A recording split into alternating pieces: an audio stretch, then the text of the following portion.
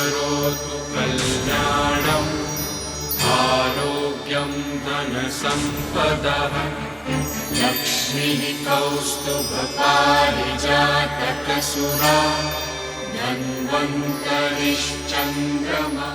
नमस्कार, स्वागत है आप सभी का। मैं हूं आपके साथ रेशु त्यागी। आयुर्वेद की अगर बात की जाए तो कहा जाता है कि आयुर्वेद हमारी 5000 साल पुरानी चिकित्सा पद्धति है और इस पर सभी भरोसा करते हैं। कई बार इसके प्रमाण भी हमें मिले हैं। आपने सुना ही होगा कि जब लक्ष्मण मूर्छित हो गए थे तो उनको बचाने के लिए किस तरीके से हनुमान जी ने संजीवनी का सहारा लिया था और उसके बाद उनके प्राण वापस आए। कोरोना के समय भी हम सभी ने देखा कि कितनी कारगर हुई हम सब के लिए आयुर्वेदिक चिकित्सा पद्धति। तो आयुर्वेद अगर हम सब अपने जीवन में अपनाते हैं तो हम स्वस्थ रह सकते हैं। ये बात लगातार हम हमेशा हमारे कार्यक्रम के जरिए आपको समझाते हैं। लेकिन आज हम आपको एक ऐसे संस्थान के डीन से मिलाने जा रहे हैं, उस संस्थान के बारे में बात करना चाह रहे हैं जहां पर कोविड के दौरान जब कई हॉस्पिटल से डेथ की खबरें आ रही थी कि इस अस्पताल में 2 लोगों की कोरोना की वजह से मृत्यु हो गई है, इस अस्पताल में 5 लोगों की कोरोना की वजह से मृत्यु हो गई है, लेकिन वो हमारे देश का मात्र इकलौता एक शायद ऐसा संस्थान था जहां से सब लोग रिकवर होकर वापस आए और किसी की भी डेथ नहीं हुई। और ये कीर्तिमान बनाया अखिल भारतीय आयुर्वेद संस्थान ने। उसके डीन डॉक्टर महेश व्यास आज हमारे साथ हैं। सर, बहुत बहुत स्वागत आपका। सर, आयुर्वेद को लेकर तो हम आपसे बात करते ही रहते हैं, आज भी हम हालांकि यहाँ पर बात करेंगे, लेकिन आज हम आपके करियर को लेकर भी यहाँ पर आपसे बात करेंगे, आपकी पर्सनल लाइफ को लेकर भी हम आपसे बात करेंगे। तो सबसे पहले हमारे तमाम दर्शकों को ये बताएं कि आपने कैसे चुना कि मुझे आयुर्वेद के क्षेत्र में ही जाना है। जी, सबसे पहले तो मैं ये कहना चाहूँगा कि आज आयुर्वेद ऑप्शन जो है बिल्कुल बेस्ट ऑप्शन है। जब मैंने इसको चुना था तब इतना ज़्यादा आयुर्वेद का प्रचार प्रसार सब जगह नहीं था, तो मेरे सिलेक्शन में सबसे ज़्यादा जो भूमिका रही वो मेरे पेरेंट्स की रही। मेरे पिताजी जो हैं वो आयुर्वेद के प्रति उनका झुकाव सबसे ज़्यादा था और उनकी इच्छा थी कि घर में कोई ना कोई आयुर्वेद का चिकित्सक हो। तब मुझे भी आयुर्वेद का इतना ज़्यादा कुछ जुड़ा हुआ मैं उससे नहीं था, तो उनकी प्रेरणा रही और मैंने आयुर्वेद में एडमिशन लिया। और एक समय तो ये था कि जब फर्स्ट ईयर में मैं था तो पहले साल शायद 1 महीना या 2 महीना जब तक मैंने कॉलेज अटेंड किया तब तो मैंने एक आध बार घर वालों से बोला भी था कि मैं आयुर्वेद छोड़ के और साल भर बाद दूसरी स्ट्रीम में चला जाऊंगा। लेकिन फर्स्ट ईयर की एग्ज़ाम दी, मैंने यूनिवर्सिटी टॉप किया, गोल्ड मेडलिस्ट था मैं 4वें साल तक, BAMS में पूरा गोल्ड मेडलिस्ट रहा। तो मैं जब थोड़ा सा 1-2 महीने के बाद जब मैं आयुर्वेद में अंदर प्रवेश किया तब मेरे को इंटरेस्ट आने लग गया। और वैसे भी मेरा स्वभाव ऐसा रहा था कि मैं समाज सेवा में थोड़ा ज़्यादा विश्वास करता हूँ।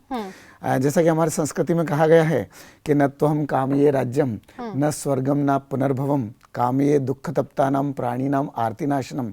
तो मेरे को व्यक्तियों की सेवा में बहुत ज़्यादा आनंद आता था।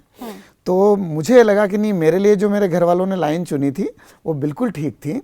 और फिर मैंने आयुर्वेद में कंप्लीट किया ग्रेजुएशन, फिर उसके बाद में पोस्ट ग्रेजुएशन किया और ITRA जामनगर, जो गुजरात आयुर्वेद विश्वविद्यालय जामनगर है, जहाँ पर पहला PG सेंटर है भारत सरकार का। भारत सरकार ने 1956 में पहला PG का इंस्टीट्यूशन वहाँ पे प्रारंभ किया था, तो वहाँ से मुझे PhD करने का सौभाग्य मिला और वहीं पर मुझे करीब करीब 17 साल तक सेवा देने का अवसर मिला। तो कहने का अभिप्राय कि जब मैंने आयुर्वेद में आगे बढ़ा तो मुझे लगा कि नहीं, ये बेस्ट चिकित्सा पद्धति है, भारत की प्राचीनतम चिकित्सा पद्धति है। और इस चिकित्सा पद्धति की विशेषता ये रही कि जो हमारे आसपास चीज़ें हैं उनके द्वारा हम चिकित्सा करते हैं। यानी एक बार मैं एक TV शो पे था, तब वहाँ पर डायबिटीज़ के ऊपर ही वो चल रहा था। उसमें एक आध डॉक्टर एम्स के थे, एक कोई आयुर्वेद के थे, एक होम्योपैथी के थे। तो उन्होंने लास्ट में मेरे से क्वेश्चन पूछा था कि अच्छा, आप किसी को डायबिटीज़ के लिए क्या कहना चाहेंगे आयुर्वेद के रूप में। तो मैंने उनको यही कहा कि देखिए, हर एक पैथी का अपना अपना रहता है, लेकिन आयुर्वेद चिकित्सा तब से प्रारंभ कर देता है जब से व्याधि नहीं उत्पन्न हुई हो। अगर किसी के परिवार में किसी को डायबिटीज है तो उन लोगों को भी क्या सावधानी पहले से रखना, मतलब आयुर्वेद जो है वहाँ से प्रारंभ कर देता है कि आपको प्रिवेंशन किस टाइप से ध्यान रखना, व्याधि उत्पन्न ही नहीं होने देना है। तो मुझे आयुर्वेद के सारे प्रिंसिपल सब चीज़ें बहुत अच्छी लगी। और एक कोटेशन आयुर्वेद का मुझे बहुत अच्छा लगता है और वो निश्चित रूप से चरितार्थ हो रहा है। उसमें कहा गया था कि थे हार जाते अन्य देशी वैद्यवर जिन रोग से, हम भस्म करते थे उन्हें बस भस्म के ही योग से। आयुर्वेद में जो मेडिसिन बनती है वो कई मेटलिक प्रिपरेशन है, भस्म के योग हैं। तो न केवल भारतवर्ष में अपितु विदेशों में भी आयुर्वेद जो है वो अपनी औषधि के माध्यम से, अपने सिद्धांतों के माध्यम से आज सब जगह लोकप्रिय है। और मुझे इस बात का गर्व है कि मैंने आयुर्वेद जो है वो चुना और आयुर्वेद के माध्यम से मुझे सेवा करने का अवसर मिला। ये मेरे लिए सौभाग्य की बात है। बिल्कुल, आयुर्वेद के ऊपर तो आज पूरे देश को गर्व है और तभी तो देखिए ना कि विश्व भर में आयुर्वेद को लेकर डंका बजा हुआ है और हमारी जो पहचान है वो पूरे विश्व में कोरोना के समय हमने देखी कि किस तरीके से बनी। और जैसा कि कहते हैं ना कि माँ बाप की इच्छा होती है कि हम अपने बच्चे को, कोई चाहता है कि पुलिस ऑफिसर बनाए, कोई चाहता है कि अरे हमारा बच्चा जो है वो आईएएस ऑफिसर बने, लेकिन आपके साथ बड़ी अच्छी चीज़ ये रही कि जो आपके पिता चाहते थे वो ही आपकी इच्छा थी। और सेवा करना, जैसे आपने बताया कि सेवा करने का जो भाव था वो आपके अंदर पहले से ही था कि मुझे सेवा करनी है। और कोरोना के समय में आपने किस तरीके से सेवा की वो भी तमाम लोगों ने देखा।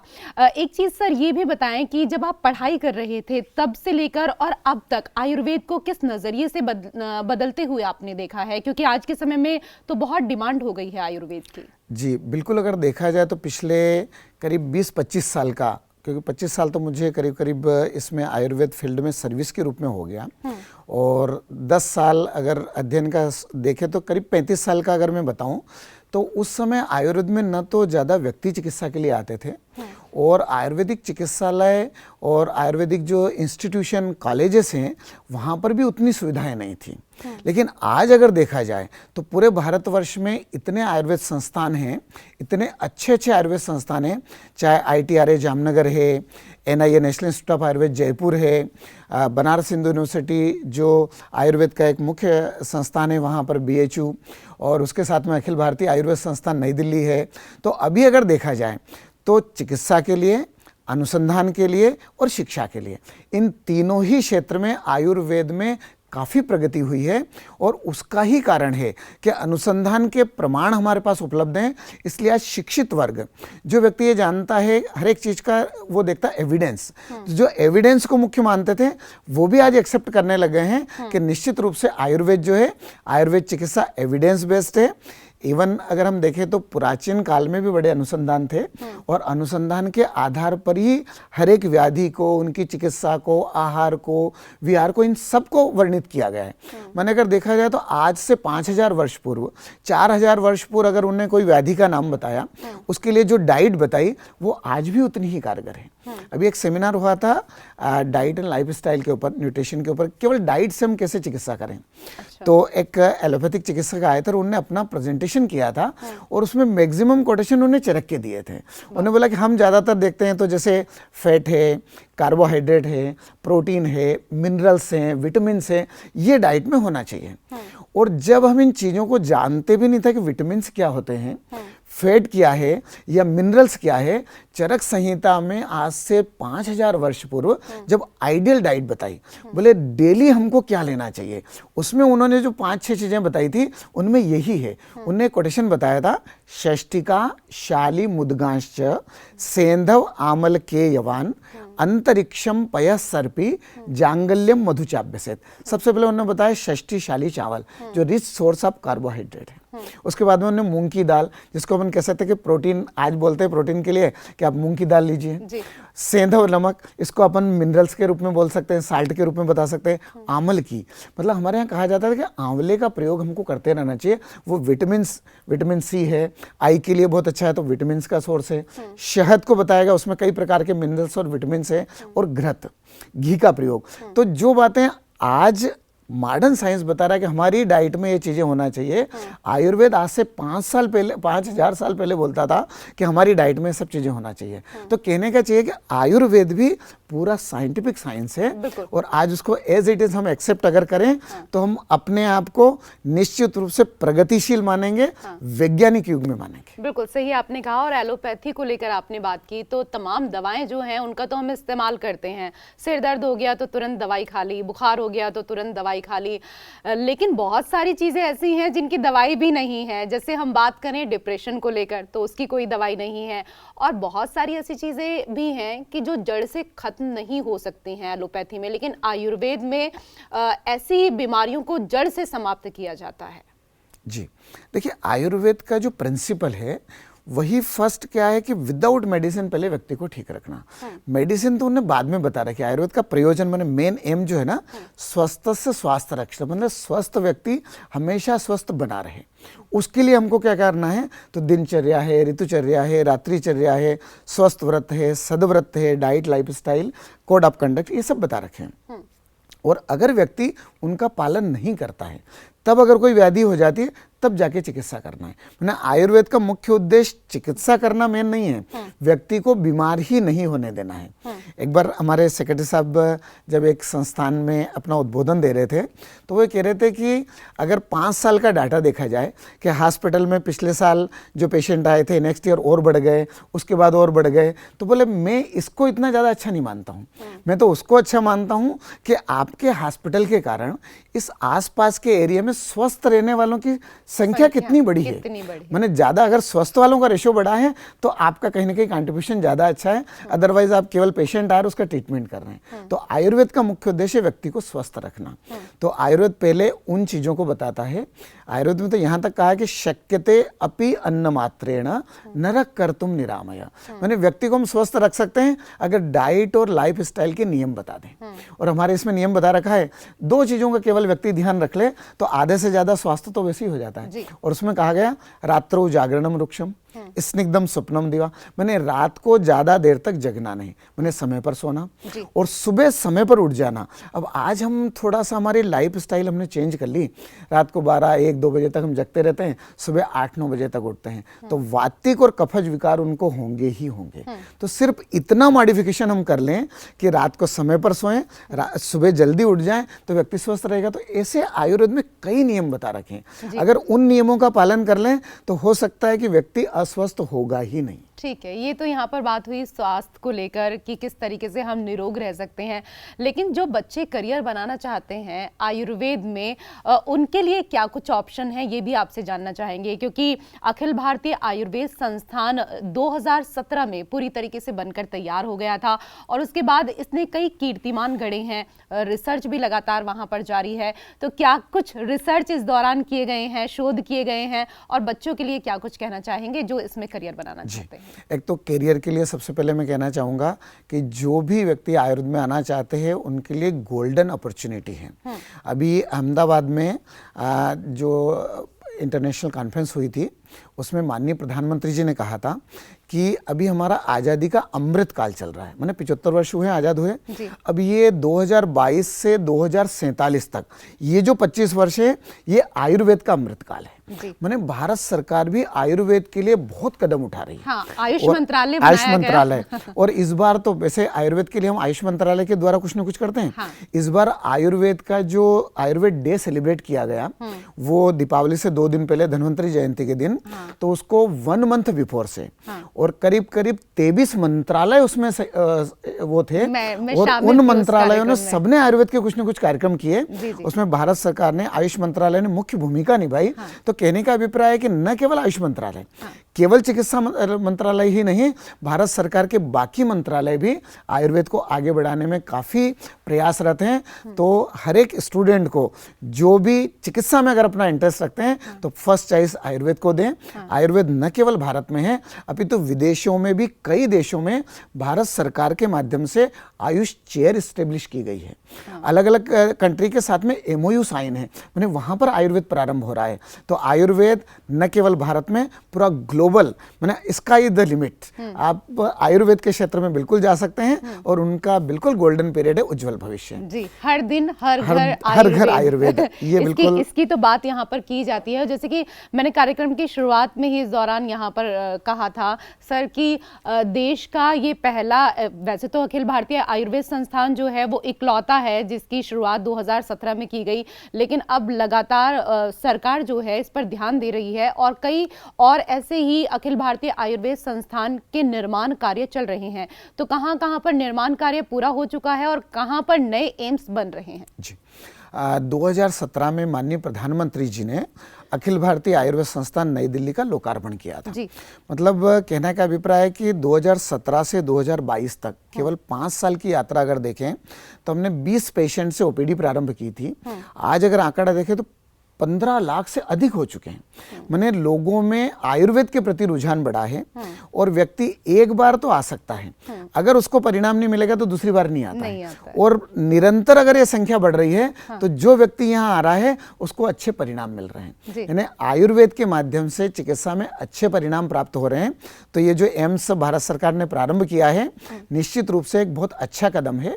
और पिछले महीने में ही गोवा में दिसंबर में 11 दिसंबर के दिन माननीय प्रधानमंत्री जी ने दूसरे एम्स का, जो अखिल भारतीय आयुर्वेद संस्थान का सैटेलाइट संस्थान है, इंस्टीट्यूशन है, उस गोवा एम्स का शुभारंभ किया। और हो सकता है कि कुछ समय बाद 2023 में या 2024 में एक संस्थान हरियाणा के पंचकुला में national institute of Ayurveda NIA Jaipur का सैटेलाइट इंस्टीट्यूशन के रूप में प्रारंभ होने जा रहा है। तो मैं तो भारत सरकार से यही कहना चाहूँगा कि देश की हर राजधानी में या हर प्रदेश में एक एक आयुर्वेद का एम्स हो, जिसके माध्यम से व्यक्तियों को अधिक से अधिक आयुर्वेद चिकित्सा का लाभ हो सके।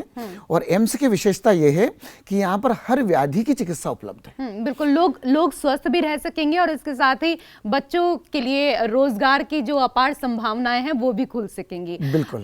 लेकिन जैसे कि कार्यक्रम की शुरुआत में ही मैंने सर यहाँ पर बात की थी कि ये एक ऐसा इकलौता एम्स था जहां पर कोरोना के समय सब लोग वापस अपने घर आ गए, यानी कि कोई भी डेथ नहीं हुई और ये बहुत अच्छा और एक बड़ा अचीवमेंट है।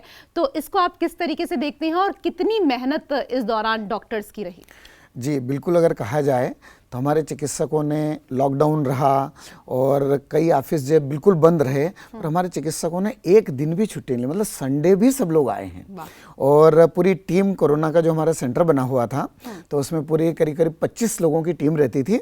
और वो 2 वीक तक, 15 दिन रहने के बाद में फिर उनको 15 दिन के लिए क्वारंटाइन रह करके टेस्ट करवा के, जब वो नेगेटिव टेस्ट रहता था तब घर जा सकते थे और उसके बाद फिर वापस दूसरी ड्यूटी के लिए आ जाते हैं।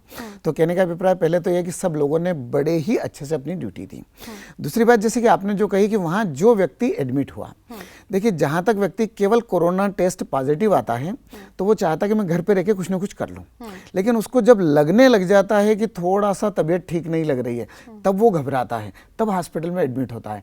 तो जो भी व्यक्ति हॉस्पिटल में आया मीन्स वो सामान्य अवस्था में नहीं था वो, और वहाँ पे जो भी एडमिट हुए हर व्यक्ति ठीक होने के बाद गया।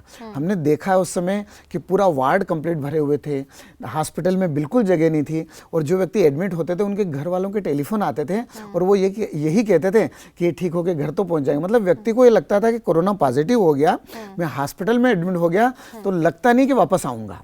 तो हमने लोगों को देखा, जब वहाँ पर हमारे यहाँ पेशेंट एडमिट होते थे और उनको 1 वीक के बाद में जो हमारी आयुर्वेद की मेडिसिन और सब देते थे और टेस्ट करवाते थे वापस के वो नेगेटिव टेस्ट हो चुका है, तो उसके बाद भी वो कहते थे कि मेरे को 2-4 दिन और रखिए, यहाँ की डाइट, लाइफस्टाइल, योगासन ये करके मैं और ज़्यादा स्वस्थ हो जाऊँगा। मैंने एक व्यक्ति चाहता है कि हॉस्पिटल से मैं जितना जल्दी निकल पाऊँ उतना अच्छा है।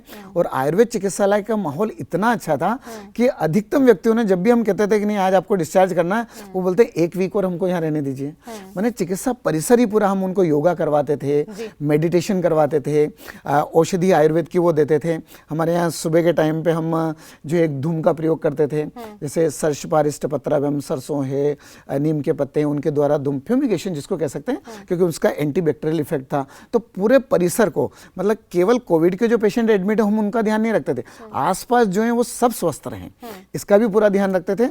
और हमारे संस्थान में टेस्टिंग सेंटर भी था, 2 दोनों ही वैक्सीनेशन थे, दोनों वैक्सीनेशन वहाँ पे किए जाते थे और उसके साथ में हमारे यहाँ क्वारंटाइन के लिए अलग व्यवस्था कर रखी थी और कोविड के जो भी पेशेंट पॉजिटिव थे उनके लिए पूरा प्रोटोकॉल फॉलो करके। और मिनिस्ट्री ऑफ आयुष ने 2020 में जब मार्च लास्ट में पेशेंट मिलना शुरू हुए थे तभी एडवाइजरी जारी की थी कि किस व्यक्ति को स्वस्थ रहने के लिए किन किन चीज़ों को पालन करना, और उसके बाद में उन्होंने ट्रीटमेंट प्रोटोकॉल दिया। और जब फर्स्ट वे कंप्लीट हो गई तो पोस्ट कोविड मैनेजमेंट मैंने कहीं पर भी मिनिस्ट्री ऑफ आयुष ने अपने आप को इस दौरान पीछे नहीं रखा और कई ड्रग का उन्होंने क्लिनिकल ट्रायल करवाया कि ये कोरोना के ऊपर उनका कैसा प्रभाव है, और उसका ही परिणाम है कि साइंटिफिकली एविडेंस बेस्ड हम कह सकते थे कि ये औषधियां आयुर्वेद की कोरोना के ऊपर बड़ी कारगर सिद्ध है। और उनका ट्रायल करने के बाद में मिनिस्ट्री ऑफ आयुष ने, हेल्थ मिनिस्टर सर ने, सबने प्रेस कॉन्फ्रेंस करके बताया कि इन आयुर्वेदिक औषधियों का प्रयोग कर सकते हैं। और एक स्टेप और मिनिस्ट्री ऑफ आयुष ने बहुत अच्छी की थी, वो था आयुष 64 का डिस्ट्रीब्यूशन। माने जहां पर टेस्टिंग सेंटर है, जो व्यक्ति ब्लड टेस्ट करवाने आया या अपना कोरोना का टेस्ट करवाने आया, उसने जब टेस्ट करवा लिया तो टेस्ट करवाने के बाद में जिनकी आरटीपीसीआर की रिपोर्ट तो एक दिन बाद आती थी, तो जो रिपोर्ट आते ही नहीं उससे हम कांटेक्ट करते थे कि आप यहाँ से आयुष 64 ले जाइए और आयुष 64 का सेवन करिए। अगर आपको लगता है उसके बाद में कि आवश्यकता है ट्रीटमेंट की तब हॉस्पिटल आइएगा, अदरवाइज आप घर पे ही इस मेडिसिन को ले लीजिए। तो इतने स्तर तक भारत सरकार ने, आयुष मंत्रालय ने कोविड काल में काम किया और आयुष काढ़े ने भी बहुत लोगों की जान बचाई, संजीवनी के रूप में। संजीवनी के रूप में उसमें वो किया। हमने आयु रक्षा किट बनाया था, फिर बच्चों में जब होने लग गया तब बाल रक्षा किट बनाया, और जब कोविड ऑलमोस्ट कंप्लीट हो गया, खत्म हो गया, तब लोग स्वस्थ रहे, क्योंकि उसके बाद भी कई लोगों को जो है डिसऑर्डर्स मिल रहे थे पोस्ट कोविड, तो उसके लिए हमने फिर स्वास्थ्य रक्षा किट बनाया। तो ऐसे ऑल इंडिया इंस्टीट्यूट निरंतर कुछ न कुछ करता रहा। इसके लिए तो आपको और आपकी पूरी टीम को हमारी तरफ से भी बहुत आयुष मंत्रालय और भारत सरकार ने पूरा उनका वो रहा कि ये करना है, तो अखिल भारतीय आयुर्वेद संस्थान भी उसके लिए सदैव तत्पर रहा। तो निश्चित रूप से आयुष मंत्रालय और भारत सरकार इसके लिए धन्यवाद की पात्र है। हाँ बिल्कुल, हमने कहा ना कि हम सबकी तरफ से भी आपको बहुत बहुत बधाई। इतना उत्तम कार्य आपने कोविड के टाइम पर यहाँ पर किया, लोगों की जान बचाने से बड़ा कोई काम जो है वो तो सर हो ही नहीं सकता है। इसके साथ ही हमें ये भी बताएं, क्योंकि लगातार हम बात कर रहे हैं अखिल भारतीय आयुर्वेद संस्थान को लेकर, तो 2017 से लेकर अभी एक अचीवमेंट तो आपने यहाँ पर बताया, इसके अलावा और क्या क्या अचीवमेंट रहे इस संस्थान के? जी, एक तो कई संस्थाओं के साथ एमओयू किए गए, जैसे आईआईटी दिल्ली है, उसके साथ में एमओयू है। लबासना, लाल बहादुर शास्त्री जो एकेडमी मसूरी की है, वहाँ उसके साथ में आयुर्वेद का एमओयू है। अपना सफदरजंग हॉस्पिटल, वहाँ पर एक जो है हमारा सेंटर प्रारंभ हो चुका आयुर्वेद का, पंचकर्म का सेंटर है, तो वो प्रारंभ हुआ है। तो कहने का अभिप्राय है कि आयुर्वेद को न केवल अखिल भारतीय आयुर्वेद संस्थान तक रख रखा है, अपितु उसको सब जगह पहुँचाया जा रहा है। तो हमारे जो मिनिस्टर साहब हैं, माननीय सर्बानंद सोनोवाल जी और डॉक्टर महेंद्र भाई मुंजपरा जी और माननीय सेक्रेटरी पद्मश्री वैद्य राजेश कोटेचा जी, पूरा मंत्रालय ये हमेशा आयुर्वेद को आगे बढ़ाने के लिए नए नए प्लान बनाते रहते और उस प्लान को फिर संस्थान को देते कि आप इसको इम्प्लीमेंट करिए। तो कहने का अभिप्राय है कि आयुर्वेद केवल आयुर्वेद संस्थान तक नहीं है, पूरे भारतवर्ष तक है, पूरे विश्व तक फैलाया जा रहा है, और उनका उद्देश्य है कि आयुर्वेद से हर व्यक्ति को लाभ मिले। ठीक है सर, मेरे पास समय का अभाव है, लेकिन चलते चलते, क्योंकि बहुत महत्वपूर्ण ये सवाल है, आज के समय में हम देखें लोग कोविड से तो निकल गए, लेकिन कहीं ना कहीं डिप्रेशन जो है वो बहुत ज्यादा लोगों में देखने को मिलता है। और कोविड ही नहीं, हम देखते हैं कि कई बार दुर्घटना में किसी के परिवार की मृत्यु हो गई, उस सदमे से कई लोग कुछ दिन तक तो चलिए ठीक है समझ में आता है, लेकिन कई महीने बीत जाते हैं, निकल नहीं पाते हैं, किसी के घर में और कोई हादसा हुआ, उसके बाद लोग उसी डिप्रेशन में रहते हैं। तो क्या आयुर्वेद में डिप्रेशन का भी कोई ऐसा इलाज है कि लोगों को तनाव से बाहर निकाल सके?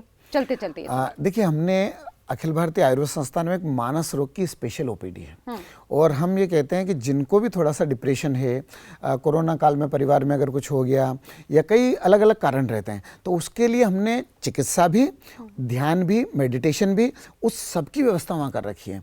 तो जो भी डिप्रेशन वाले हैं, जिनको भी मानसिक रूप से कहीं ना कहीं थोड़ा सा ऐसा लगता है कि मैं बिल्कुल पूर्ण स्वस्थ नहीं हूँ, तो अखिल भारतीय आयुर्वेद संस्थान में आए, हमारे चिकित्सकों की सलाह लें, और उनके द्वारा, औषधि के द्वारा भी, और धारणा, ध्यान, समाधि, जो हमारी मंत्र आदि है, और उसका मेडिटेशन है, और मानस रोगों के लिए हमारे यहाँ जो है अलग अलग, जैसे कि शिरोधारा है, पंचकर्म की प्रोसीजर है, तो उन सब के द्वारा वो पूर्ण स्वस्थ हो सकते हैं।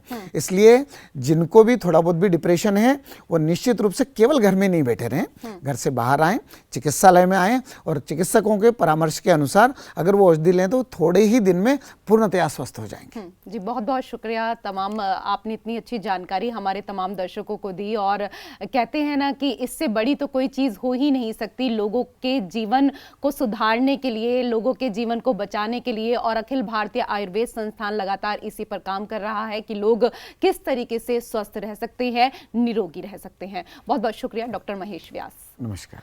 और इसी के साथ हमारे खास कार्यक्रम आयुष्मान भव में फिलहाल इतना ही। नमस्कार। करोतु कल्याणम् आरोग्यं धनसम्पदः लक्ष्मीः कौस्तुभपारिजातकसुरा धन्वन्तरिश्चन्द्रमा।